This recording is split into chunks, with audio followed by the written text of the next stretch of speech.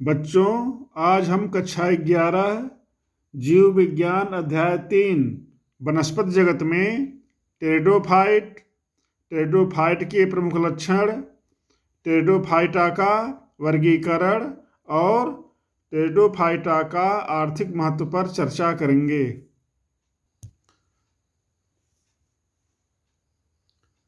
बच्चों, टेरिडोफाइट क्या चीज़ है? तो टेरिडोफाइट ऐसे पौधे हैं जो नम और छायादार स्थानों पर मिलते हैं। सब बच्चों ने फर्न को देखा होगा। फर्न जो सजावट के लिए प्रयोग किया जाता है, इसकी पत्ती नीम के समान होती है। अभी मैं कुछ टेरिडोफाइटा को बारे में आपको बता रहा हूँ, उसको फिगर में दिखा रहा हूँ। यहाँ पर देखिए कुछ टेरिडोफाइटा यहाँ पे हैं, टेरिडोफाइट के प्लांट। आपने फर्न को देखा, देखिए फर्न ये देखिए है। फर्न नम छायादार स्थानों पर, घरों की दीवारों के पास, बाग बगीचे में या कुओं पर पाया जाता है। ये पौधा नीम के पत्ते के समान होता है। देखिए इसकी पत्तियां क्या होती हैं, जैसे नीम की पत्ती होती है इसी तरह से पौधा होता है। आपने देखा होगा कि शादी ब्याह में या किसी धार्मिक कार्यक्रम में इसके पत्ती को सजाने के लिए प्रयोग किया जाता है। ये है फर्न। ये क्या है? फर्न भी क्या है? एक टेरिडोफाइट है। ये है सैल्विनिया। ऐसे ही देखिए सिलेजिनेला एक पौधा है। देख रहे हैं, इसमें जड़ें हैं, इसकी ये पत्तियां हैं, तने हैं। सिलेजिनेला। ऐसे ही दूसरा पौधा क्या है? इक्विसीटम। इक्विसीटम को हार्स टेल कहा जाता है। देखिए इसका राइजोम, प्रकंद, शाखाएं हैं, इसकी पर्व, इंटरनोड हैं, और ये क्या है? पर्वसंध नोड है, और ये शंख, कोन और स्ट्रोबिलस है। तो यहाँ पर कुछ पौधे आपको दिखाए जा रहे हैं जो किस में आते हैं? टेरिडोफाइटा में आते हैं। जैसे सिलेजिनेला ये हो गया। इक्विसीटम को हार्स टेल कहा जाता है। क्या कहते हैं इसको? Horse tell. हार्स टेल कहते हैं। क्योंकि इसका जो शंकु है, कोन, ये घोड़े के पूंछ के समान है, इसलिए इसको क्या कहते हैं? हम हार्स टेल कहते हैं। और यहाँ पर देखिए सैल्विनिया है, और ये क्या है? फर्न। तो फर्न सब बच्चे देख ही रहे हैं, अर्थात ये सारे पौधे, फर्न को ड्राइप्टोरस भी कहते हैं। तो फर्न, सैल्विनिया, सिलेजिनेला और इक्विसीटम, ये सब क्या हैं? टेरिडोफाइट के पौधे हैं। तो टेरिडोफाइटा है क्या चीज? तो टेरिडोफाइट संवहन उत्तक वैस्कुलर टिश्यू युक्त। संवहन उत्तक का मतलब क्या हुआ? ऐसे पौधे इसमें जाइलम और फ्लोएम पाए जाते हैं। इन पौधों में जाइलम फ्लोएम पाया जाता है। इसके पहले सब बच्चे पढ़ चुके थे ब्रायोफाइट में। तो ब्रायोफाइट के पौधों में संवहन उत्तक, जाइलम और फ्लोएम नहीं पाया जाता। तो इसको ऐसे लिखेंगे कि टेरिडोफाइट संवहन उत्तक वैस्कुलर टिश्यू युक्त अपुष्पोद्भिद क्रिप्टोगैम्स, अर्थात इसमें पुष्प नहीं बनता, एम्ब्रियोफाइट हैं। एम्ब्रियोफाइट माने इसमें भ्रूण का विकास होता है। इसकी व्याख्या ऐसे हो जाएगी कि जो टेरिडोफाइट हैं, टेरिडोफाइट क्या हैं? इनमें संवहन उत्तक, जाइलम और फ्लोएम पाया जाता है, लेकिन इसमें क्या होते हैं? अपुष्पोद्भिद हैं, अर्थात इसमें पुष्प नहीं बनते। और एम्ब्रियोफाइट हैं, अर्थात इसमें भ्रूण का निर्माण होता है। इसलिए टेरिडोफाइट को क्या कहा जाता है? संवहन अपुष्पोद्भिद वैस्कुलर क्रिप्टोगैम्स भी कहते हैं, क्योंकि इसमें पुष्प नहीं बनता परंतु जाइलम और फ्लोएम पाया जाता है, और इसमें भ्रूण का भी विकास होता है। जबकि अभी आप ब्रायोफाइट में क्या पढ़े थे, उसमें संवहन उत्तक, जाइलम और फ्लोएम नहीं पाया जाता। इस प्रकार से विकास की दृष्टि से टेरिडोफाइट क्या है? प्रथम बीज रहित संवहन उत्तक युक्त। देखिए विकास की दृष्टि से टेरिडोफाइट प्रथम क्या है? बीज रहित, सीडलेस। सीडलेस क्यों है? क्योंकि इसमें पुष्प नहीं बनता, अपुष्पोद्भिद हैं, क्रिप्टोगैम्स हैं। संवहन उत्तक युक्त मीन्स जाइलम और फ्लोएम पाया जाता है। तो क्या हो गया? फर्स्ट सीडलेस वैस्कुलर प्लांट हैं। और ये क्या है? स्थल पर उगने वाले सर्वप्रथम पौधे हैं। इसके पहले शैवाल है, तो शैवाल जलीय होता है। ब्रायोफाइट ये भी क्या है? जलीय होते हैं। लेकिन टेरिडोफाइट क्या है? स्थल पर उगने वाले प्रथम पौधे हैं। अब इसके मुख्य लक्षण क्या हैं, इसको देख लीजिए। इंपॉर्टेंट कैरेक्टर, तो हेडिंग डालेंगे प्रमुख लक्षण इंपॉर्टेंट कैरेक्टर। तो टेरिडोफाइट का मुख्य पौधा बीजाणुद्भिद स्पोरोफाइट होता है। अभी बच्चे जब ब्रायोफाइटा के बारे में पढ़ रहे थे तो ब्रायोफाइटा को जो मुख्य पौधा क्या होता है, युग्मकोद्भिद गैमिटोफाइट होता है, अर्थात यन होता है।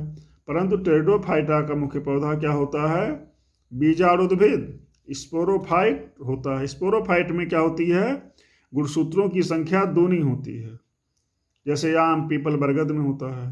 तो टेरिडोफाइटा का मुख्य पौधा क्या है, बीजाणुद्भिद स्पोरोफाइट होता है, और यह जड़, तना तथा पत्तियों में विभक्त होता है। अर्थात इसमें क्या होता है, जड़, तना तथा पत्तियां पाई जाती हैं। इसमें स्पष्ट संवहनुतक वैस्कुलर टिश्यू, जाइलम तथा फ्लोएम पाए जाते हैं।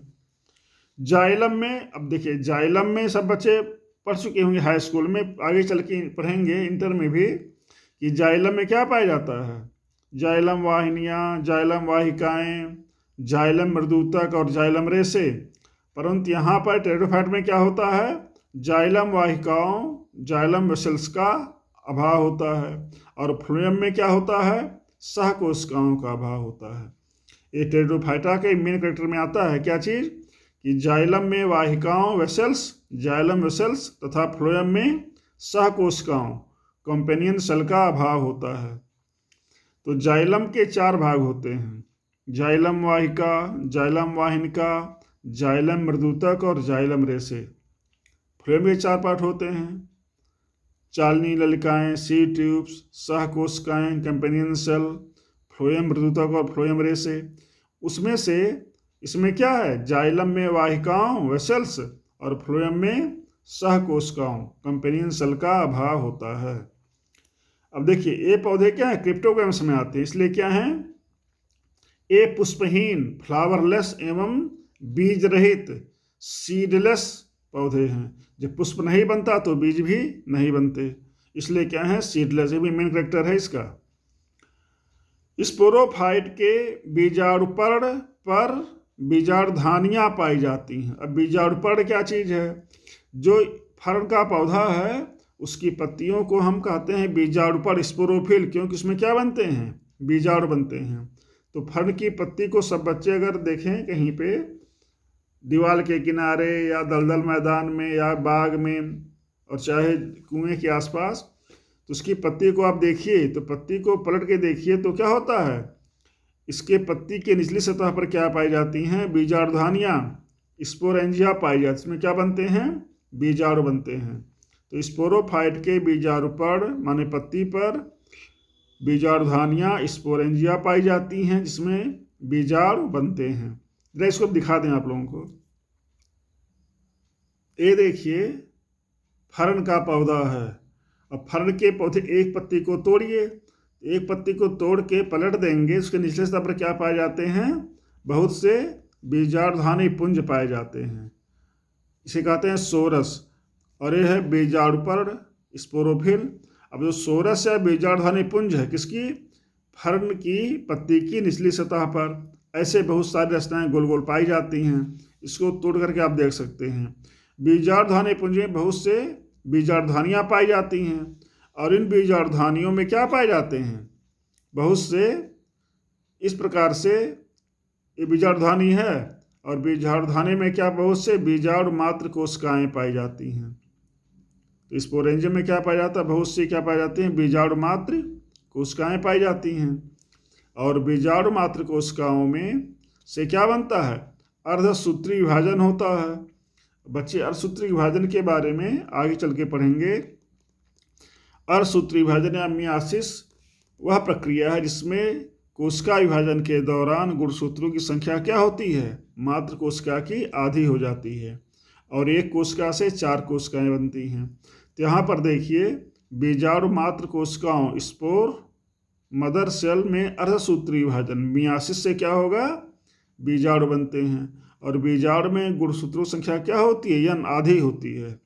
बीजाणु मात्र कोशिका में गुणसूत्र संख्या 2n है, तो बीजाणु कोशिका में क्या होती है, इसकी गुणसूत्रों की संख्या मात्र कोशिका की आधी होती है। अब देखिए बीजाणु अंकुरित करते हैं फर्न में। अब देखिए यहाँ पे ये फर्न का पौधा है। फर्न के पत्ती की सतह पर क्या पाए जाते हैं? बीजाणुधानी पुंज, सोरस पाए जाते हैं। बीजाणुधानी पुंज में बहुत सारे बीजाणुधानियां पाई जाती हैं। स्पोरेंजियम ये है बीजाणुधानी। क्या है? बीजाणुधानी है, बीजाणुधानी। इसे अंग्रेजी में कहते हैं स्पोरेंजियम। स्पोरेंजियम, ये स्पोरेंजियम है। स्पोरेंजियम में क्या होता है? बीजाणु मात्र कोशिकाएं पाई जाती हैं और जिनमें अर्धसूत्री विभाजन के फलस्वरूप बनते हैं बीजाणु। बीजाणुओं में अंकुरण होता है। अंकुरण होकर क्या बनता है? एक रचना बनती हृदय के समान, उसे कहते हैं प्रोथैलस। क्योंकि बीजाणु में गुणसूत्रों की संख्या आधी है, इसलिए जो प्रोथैलस बनता है उसमें भी गुणसूत्रों की संख्या क्या होती है? गुणसूत्रों की संख्या आधी, अर्थात यह नहीं होता है।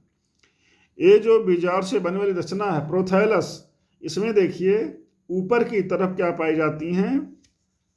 स्त्रीधानियां पाई जाती हैं, आर्किगोनियम। और नीचे की तरफ क्या पाया जाता है? पुंधानी, एंथेरिडियम। जो प्रोथैलस है, प्रोथैलस के ऊपरी भाग पर स्त्रीधानी आर्किगोनियम और निचले भाग पर क्या पाया जाता है? एंथेरिडियम। जो आर्किगोनियम है ये क्या है? फर्न का नर भाग है, नर जननांग है। वो आर्किगोनियम मादा जननांग है और एंथेरिडियम नर जननांग है। तो स्त्रीधानी आर्किगोनियम क्या है? फर्न का मादा जननांग है और एंथेरिडियम पुंधानी क्या है? फर्न का नर जननांग है। तो स्त्रीधानी और पुंधानी देखिए दो भागे हैं, ये दोनों चीज बनते हैं इसमें। किसमें? प्रोथैलस में। अब स्त्रीधानी में क्या बनता है? देखिए स्त्रीधानी को यहाँ दिखाया गया है। स्त्रीधानी में क्या बनता है? अंडकोश का बनता है। और जो पुंधानी है, तो पुंधानी देखिए दिखाया गया है, पुंधानी में क्या बनता है? पुमड़ु, एंथ्रोजॉयड बनता है। तो स्त्रीधानी में यहाँ अंडकोश का और पुंधानी में क्या बनता है? एंथ्रोजॉयड अर्थात पुमड़ु बनता है। पुमड़ु नर युग्मक है और अंडकोश का क्या है? ये मादा युग्मक है। इस नर युग्मक और मादा युग्मक के संयोजन से क्या बनता है? युग्मना जाइगोट कोशिका बनती है। ये जो जाइगोट कोशिका युग्मनज कोशिका है, इसमें गुणसूत्रों की संख्या 2n होता है। देखिए ये अगुणित होता है पुमड़ु और क्या? अंडकोश का। परंतु युग्मनज जाइगोट क्या होता है? जाइगोट द्विगुणित होता है। अब जाइगोट कोशिका में विभाजन के फलस्वरूप क्या बनते हैं? बहुत सारी बहुकोश की रचना बनती है। इस बहुकोश की रचना को हम कहते हैं नया स्पोरोफाइट, यंग स्पोरोफाइट। इस प्रकार से देखिए ये जो रचना ये हृदय के समान है, इस हृदय के समान से प्रोथैलस कहते हैं। प्रोथैलस से ही क्या होता है? यंग स्पोरोफाइट बनता है। ये चीज क्या है? एंथेरिडियम आर्किगोनियम, ये प्रोथैलस में ही पाया जाता है। और प्रोथैलस में ही क्या होता है? अंडकोशिका से एंथ्रोजॉयड ये मिल जाता है और क्या बनता है? जाइगोट बनता है। और जाइगोट में विभाजन के फलस्वरूप क्या बनता है? नया स्पोरोफाइट बनता है, यंग स्पोरोफाइट बनता है और इससे फिर नया पौधा बन जाता है। ठीक इस प्रकार से ये क्या है? टेरिडोफाइटा का जीवन चक्र है। अभी इसके बारे में लास्ट में इसका पूरा फिगर दे देंगे, ठीक ना, जिससे बच्चों को फिगर बनाने में और समझने में असुविधा ना हो। ये है पूरा फर्न का जीवन चक्र। तो इस प्रकार से देखिए फर्न में क्या होता है? पीढ़ी एकांतरण होता है। यहाँ बीजाणु प्रोथैलस, देखिए बीजाणु प्रोथैलस अंडकोशिका एंथ्रोजॉयड या पुमड़ु क्या होती है? इन सब में गुणसूत्रों की संख्या आधी होती है, इसलिए क्या कहते हैं? इसको युग्मकोद्भिद कहते हैं। परंतु यहाँ पर देखिए जाइगोट में यहाँ पे जाइगोट में और यहाँ पे नए स्पोरोफाइट में, फर्न के मूल पौधे में, यहाँ बीजाणुपर्ण में, इन सब बीजाणु मात्र कोशिका में गुणसूत्रों की संख्या क्या है? 2n, दूनी है। इसका नाम क्या है? बीजाणुद्भिद स्पोरोफाइट। तो युग्मकोद्भिद में जो पौधों के जीवन चक्र में जो युग्मकोद्भिद अवस्था आती है, इस अवस्था में गुणसूत्रों की संख्या आधी होती है। परंतु बीजाणुद्भिद में क्या होता है, गुणसूत्रों की संख्या 2n होता है, दूनी होती है। जिसमें गुणसूत्र संख्या 2n होता है वो होता है बीजाणुद्भिद। जैसे यहाँ पीपल बरगद क्या होते हैं, मूल पौधा, बीजाणुद्भिद होता है।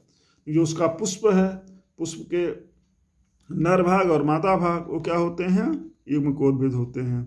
तो यहाँ पर भी जिसमें गुणसूत्र संख्या 2n है वो है बीजाणुद्भिद, और जिसमें गुणसूत्र संख्या क्या है, n है, अगुणित है, वो क्या है, युग्मकोद्भिद है। तो अभी सब बच्चे देख रहे थे कि स्पोरोफाइट के बीजाणुपर्ण पर क्या होते हैं, बीजाणुधानी पाई जाती है, जो पत्ती की निचली सतह पर होते हैं। इसमें क्या बनते हैं, बीजाणु बनते हैं। बीजाणुधानी के बीजाणु मात्र कोशिका स्पोर मदरसल में अर्धसूत्री विभाजन मियासिस के फलस्वरूप बीजाणु बनते हैं। तो कोशिका विभाजन मुख्य रूप से 2 प्रकार का होता है। एक होता है सूत्री विभाजन, सूत्री विभाजन के फलस्वरूप गुणसूत्रों की संख्या मात्र कोशिका के समान होती है। और दूसरा होता है अर्धसूत्री विभाजन मियासिस। तो मियासिस में जो कोशिकाएं बनती हैं उनमें गुणसूत्रों की संख्या मात्र कोशिका की आधी होती है। तो मात्र कोशिका में 2n अगर रहेगा तो उस कोशिकाएं बनेंगी, उसमें गुणसूत्र संख्या क्या रहेगी, आधी n रहेगी। अब जो बीजाणु बच्चे देखे थे बीजाणु क्या है, तो बीजाणु अंकुरित होकर प्रोथैलस बनाते हैं जो युग्मकोद्भिद होता है। तभी सब बच्चे प्रोथैलस को देखे थे कि बीजाणु क्या करते हैं, अंकुरित होकर प्रोथैलस बनाते हैं। नेक्स्ट पॉइंट क्या है कि सिलेजिनेला एवं इक्विसीटम में बीजाणुपर्ण स्पोरोफिल सघन डेंस होकर एक स्पष्ट रचना बनाते हैं जिसे शंकु, कोन या स्टोबिलस कहते हैं। यहाँ ध्यान देने की बात है कि सिलेजिनेला एवं इक्विसीटम में बीजाणुपर्ण स्पोरोफिल सघन डेंस होकर एक स्पष्ट रचना बनाते हैं जिसे शंकु, कोन और स्ट्रोबिलस कहते हैं। इसको देख लीजिए, देखिए यहाँ पे इक्विसीटम में देखिए, इक्विसीटम में क्या है, इस शंकु के समान रचना पाई जाती है, ये शंकु है। ऐसे ही लाइकोपोडियम में भी शंकु के समान रचना पाई जाती है। नेक्स्ट है युग्मकोद्भिद पर नर एवं मादा अंग बनते हैं।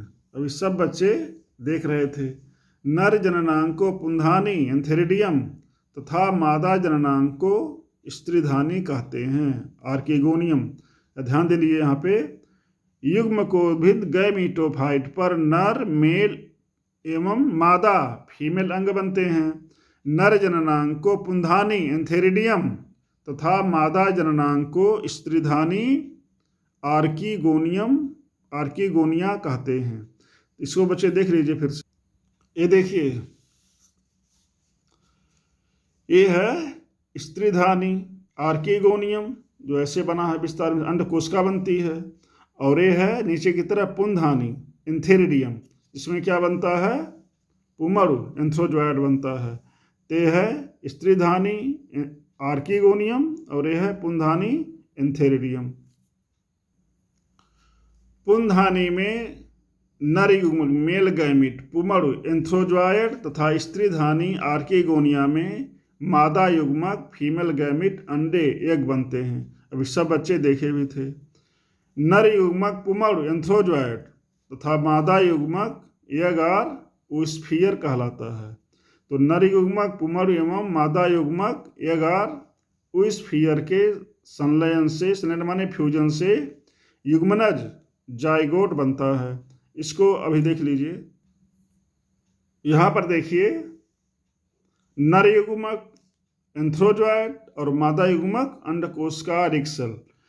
मादा युग्मक क्या है, अंडकोशिकार एक्सेल है, और नर युग्मक क्या है, पुमर या एंथ्रोजोइड है। तो मादा युग्मक और अंड युग्मक के संयोजन से क्या बन रहा है, युग्मनज या जाइगोट बन रहा है।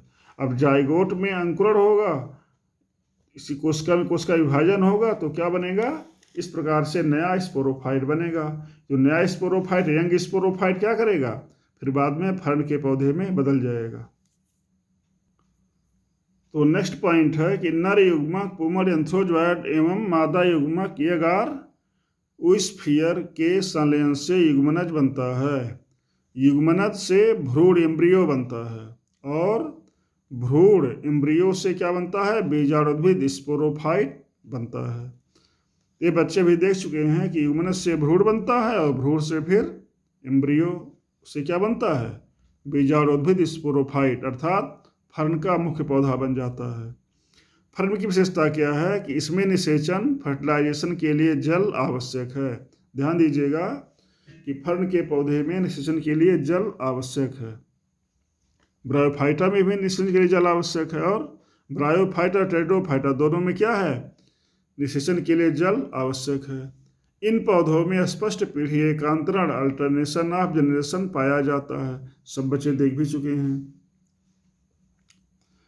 कुछ टेरिडोफाइटा में बीजाणु एक ही प्रकार के होते हैं। ये ध्यान देने की बात है कि कुछ टेरिडोफाइट में बीजाणु एक ही प्रकार के होते हैं। इसे कहते हैं समबीजाणु होमोस्पोरस, जैसे लाइकोपोडियम में, फर्नमिस, ड्रायोप्टेरस में। कुछ टेरिडोफाइट में बीजाणु स्पोर दो प्रकार के होते हैं। कुछ बड़े बीजाणु होते हैं जो मादा युग्मोद्भिद बनाते हैं, गैमेटोफाइट, और कुछ छोटे बीजाणु होते हैं जो नर मेल गैमेटोफाइट बनाते हैं, प्रोथैलेसिस का। इन्हें विषम बीजाणु कहते हैं। तो क्या यहाँ पे देखिए, लाइकोपोडियम और फर्न में बीजाणु एक समान होते हैं, उसे कहते हैं समबीजाणु। परंतु सिलेजनेला और साल्विनिया में बीजाणु दो प्रकार के होते हैं, बड़े और छोटे, उसे कहते हैं विषम बीजाणु। तो ऐसे हो गया, कुछ टेरिडोफाइट में बीजाणु एक प्रकार के होते हैं जिसे समबीजाणु होमोस्पोरस कहते हैं, जैसे लाइकोपोडियम, फर्न, ड्रायोप्टेरस में। कुछ टेरिडोफाइट में बीजाणु स्पोर दो प्रकार के होते हैं, जैसे बड़े बीजाणु मादा व छोटे बीजाणु नर, जिन्हें क्या कहते हैं? विषम बीजाणु कहते हैं, जैसे सिलेजनेला और साल्विनिया में। टेरिडोफाइट के मादा युग्मोद्भिद में युग्मनज जाइगोट बनता है। तो टेरिडोफाइट का जो मादा युग्मोद्भिद है उसमें क्या बनता है? जाइगोट बनता है, और जाइगोट से क्या बनता है? नया भ्रूण बनता है। यह घटना महत्वपूर्ण है। नए भ्रूण का निर्माण क्या है? घटना महत्वपूर्ण इसलिए है क्योंकि इससे क्या है कि पादपों को जैव विकास में बीजी प्रकृति सीड नेचर की ओर ले जाती है। अर्थात मादा युग्मोद्भिद में युग्मनज जाइगोट का बनना और उससे नए भ्रूण का बनना यह बताता है कि अब धीरे धीरे पौधों में क्या हुआ?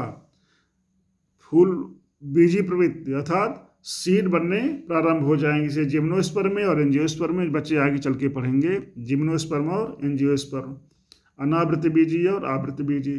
तो जैव विकास में इसका महत्वपूर्ण योगदान है कि टेरिडोफाइट के बाद जो भी पौधे हैं, चाहे आवृत बीजी हो चाहे अनावृत बीजी, सब में बीज का निर्माण होता है, परंतु टेरिडोफाइटा में पुष्प और बीज नहीं बनते। अब देखिए टेरिडोफाइटा का वर्गीकरण। टेरिडोफाइटा का वर्गीकरण, क्लासिफिकेशन ऑफ टेरिडोफाइटा। तो टेरिडोफाइटा को 4 वर्गों में बांटा गया है: साइलोप्सिडा, लाइकोप्सिडा, स्फिनोप्सिडा और टीरोप्सिडा। टेरिडोफाइटा को 4 वर्गों में बांटा गया है: साइलोप्सिडा, लाइकोप्सिडा, स्फिनोप्सिडा और टेरोप्सिडा। तो इसके बारे में थोड़ा अध्ययन कर लें, इंटर कोर्स में थोड़ा सा है।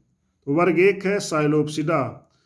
तो इसमें क्या है? पत्तियां प्रायः अनुपस्थित होती हैं और इसमें बीजाणुधानी स्पोरेंजियम तने के अग्रभाग पर स्थित होते हैं।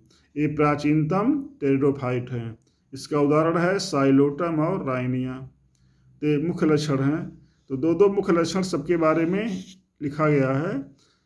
दूसरा है लाइकोप्सिडा। लाइकोप्सिडा में क्या विशेषता? इस समूह के पौधे को हम क्या कहते हैं? क्लबमास। लाइकोप्सिडा के पौधों को क्लबमास कहते हैं। इसके बीजाणुपर्ण के तने के अग्रभाग पर गुच्छे के रूप में होता है। अभी सब बच्चे लाइकोपोडियम, सिलेजनेला की सिस्टम में देखे थे, क्या है? बीजाणुपर्ण तने के अग्रभाग पर गुच्छे के रूप में होता है, जिसे शंक या स्ट्रोबिलस कहते हैं। जैसे सिलेजनेला और लाइकोपोडियम में ये सब बच्चे देख भी चुके हैं। नेक्स्ट है स्फिनोप्सिडा। इसमें तने पर क्या होते हैं? तने पर परसंधियां तथा पर्व, नोड और इंटरनोड पाए जाते हैं। और बीजाणुपर्ण मिलकर क्या बनाते हैं? शंख, कोन या स्टोबिलस बनाते हैं। जैसे इक्विसिटम में एक बार देख लीजिए, जैसे यहाँ पर देखिए शंख के समान रचना है, शंकुआर, कोन और स्टोबिलस।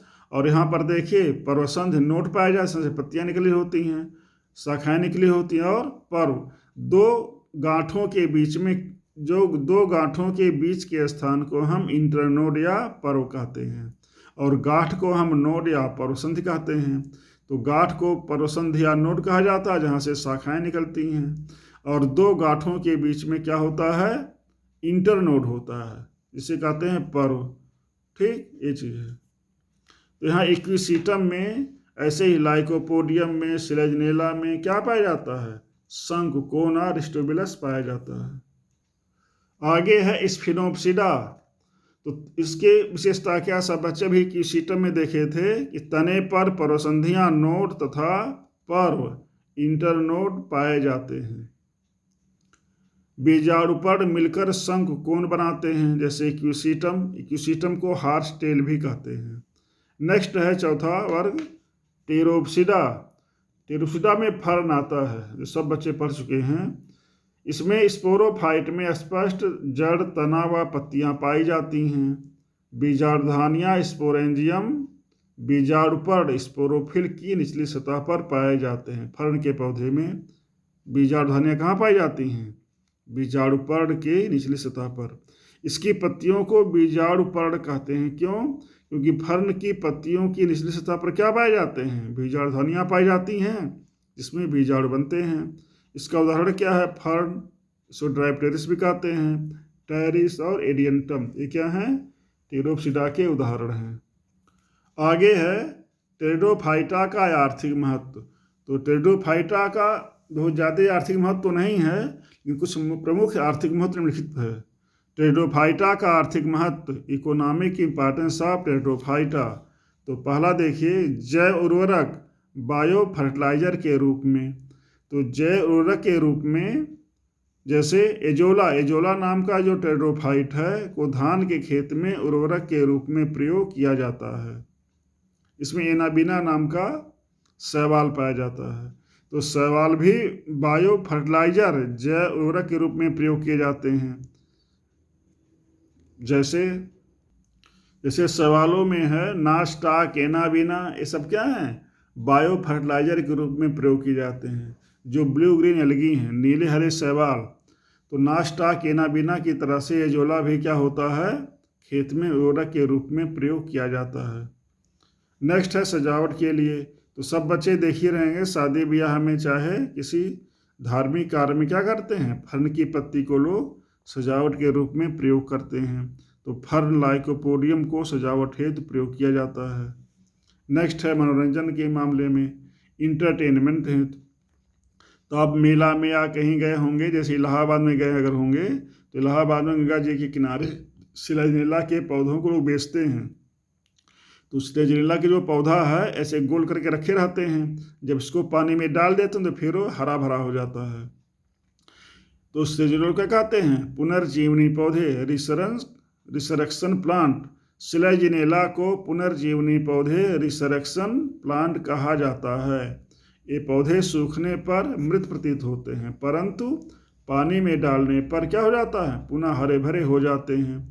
तो सिलेजनेला के पौधे सामान्यतः सूखे महसूस होते हैं, परंतु पानी में आप डालेंगे तो क्या हो जाएंगे? हरे भरे हो जाते हैं। इसलिए इन्हें हम पुनर्जीवनी पौधे, रिसरेक्शन प्लांट कहते हैं।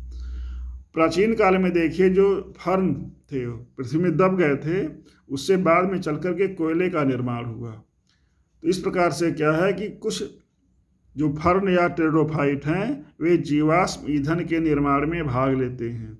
तो लाखों करोड़ों वर्ष पहले जो फर्न थे वे धंस गए फर्न के जमीन में, और धंस करके कोयले का निर्माण किए। इस प्रकार से फर्न जीवाश्म ईंधन, फॉसिल फ्यूल के निर्माण में भी भाग लेता है।